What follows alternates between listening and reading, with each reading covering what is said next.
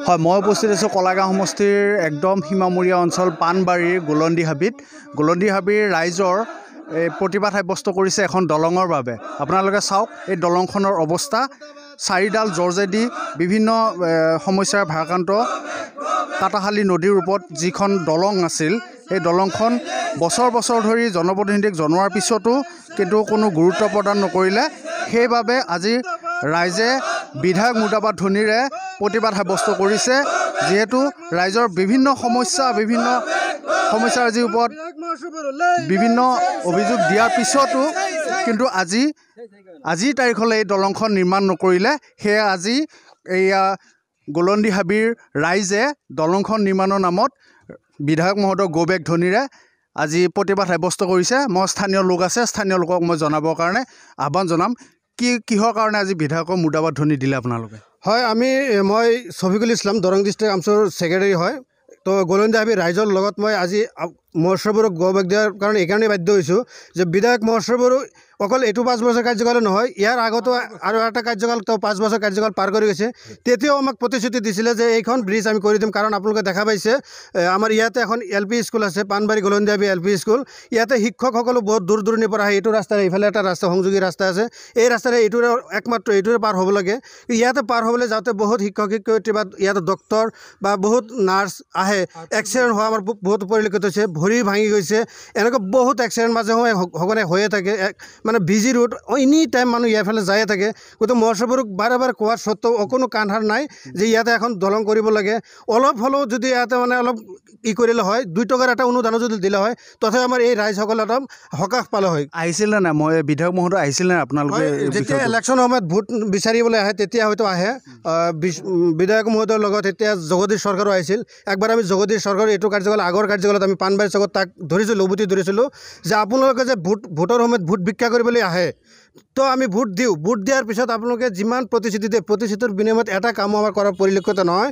যে আপোনালোকে ইফালে অলপ কি কাম কৰিছে তাৰ মানে খতিয়ানটো দাঙি ধৰক, তাৰ বিনিময়ত সিহঁতে একো খতিয়ান দাঙি ধৰিব পৰা নাই। তাৰ বিনিময়ত মিটিং নকৰাকৈ গুচি যাবলৈ বাধ্য হৈছিলে। তো এইবাৰো তেনেকুৱাই হ'ল। 5 বছৰ কাৰ্যকাল এতিয়া যাব, এতিয়া ইলেকশ্যন নতুনকৈ আকৌ আহিব। হয়তো তেতিয়া আমি আকৌ পৰিলক্ষিত কৰিম, আমাৰ ইফালে আকৌ আহিব, ভোট ভিক্ষা কৰিব, ভোট বিচাৰি আহিব। কিন্তু আমাৰ ইয়াত উন্নয়নমূলক কাম কাজৰ ক্ষেত্ৰত একো তাৰ কাণ সাৰ নাই। হয়, উন্নয়নমূলক কাম কাজত বিধায়ক মহোদয়ৰ কোনো গুৰুত্ব নাই, ৰাইজৰ অভিযোগ। আৰু এজন ব্যক্তি আছে, মই তেখেতৰ পৰা জানিব বিচাৰিম। কি ক'ব আপুনি? কি ক'ব এই বিষয়ত? আমি কি ক'ম মানে ইয়াতে সেইদিনা গৰু ডাক্তৰ এটা বুঢ়ো মানুহ এই ভগতপাৰা থাকে, এইপিনি আহোঁতে ভৰি সোমাই গাড়ী ভাঙি গ'ল আৰু সিয়াৰ ভৰিখন ভাঙি গ'ল। তাৰপিছত আমি টানি কৰি কেইজন উঠাই আমি সিহঁতক দি দিছোঁ। চিকিৎসা পাতি হৈ সিহঁত ভাল হৈছে।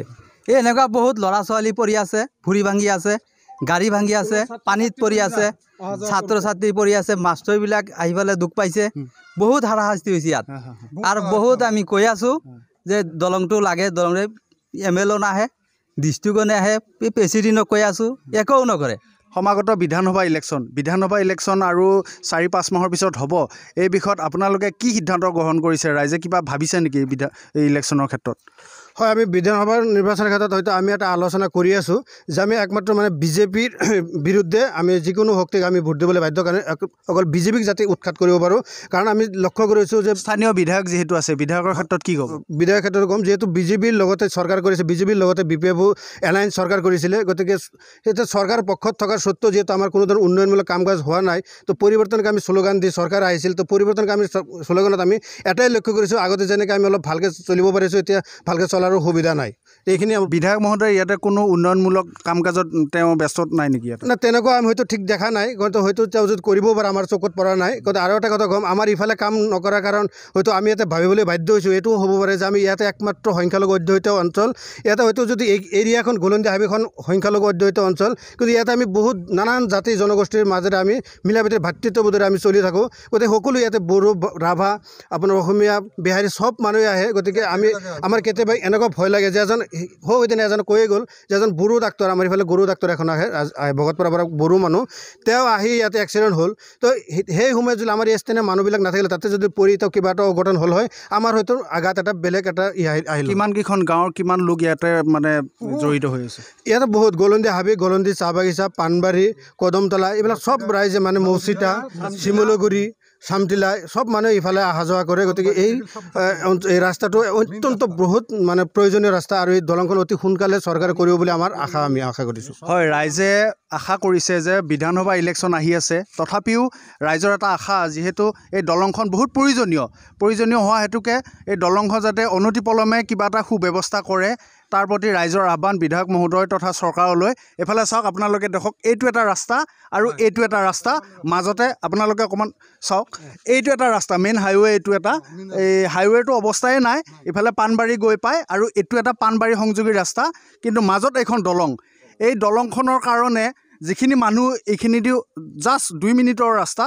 তেওঁলোকে কিন্তু 5-10 কিলোমিটাৰ ঘূৰি যাব লাগে সেইকাৰণে মই ৰাজহুৱা অভিযোগ সেইকাৰণে তেখেতসকলে জনাইছে যে বহু বছৰ ধৰি এই দলংখনৰ কাৰণে কাকুতি মিনতি কৰি আছে বিধায়ক মহোদয় হওক চৰকাৰ হওক কিন্তু বিধায়ক মহোদয় চৰকাৰে কিন্তু কোনো গুৰুত্ব আৰোপ নকৰাৰ অভিযোগ উত্থাপন কৰিছে সেয়ে আগন্তুক বিধানসভাৰ ইলেকশ্যনৰ প্ৰতি লক্ষ্য ৰাখি তেখেতসকলে বিধায়ক মহোদয়ক যাতে সোনকালে এই দলংখনৰ কিবা এটা ব্যৱস্থা কৰে তাৰ বাবে আহ্বান জনাইছে